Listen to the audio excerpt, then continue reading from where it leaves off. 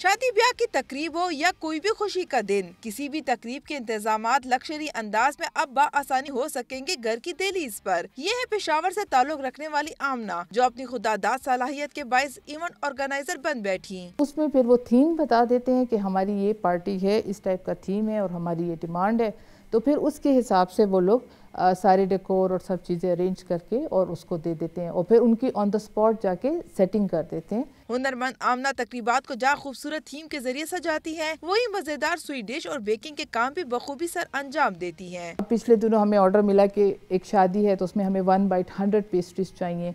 हम मिठाई की जगह लोगों को पेस्ट्रीज देना चाहते हैं, तो वो हमने किया। तो हर दफ़ा हम किसी नए आइडिया पे काम करते हैं। आमना की खुदादाद सलाहियत और कम कीमत के पैकेज के बायस ज्यादा ऑर्डर्स भी मिलने लगे। खैबर पख्तूनख्वा की खवातीन में टैलेंट की कमी नहीं। अगर इनको मौके फराहम किया जाए तो न सिर्फ मुल्क का नाम रोशन होगा, बल्कि सूबे का मुस्बत पहलू भी उजागर होगा। कैमरामैन हिजबुल्लाह के साथ हिरा शॉ, डॉन न्यूज़, पेशावर। ताज़ा तरीन वीडियोस के लिए हमारा YouTube चैनल सब्सक्राइब करके बेल आइकन प्रेस करिए ताकि आपको मिले हर अपडेट सबसे पहले।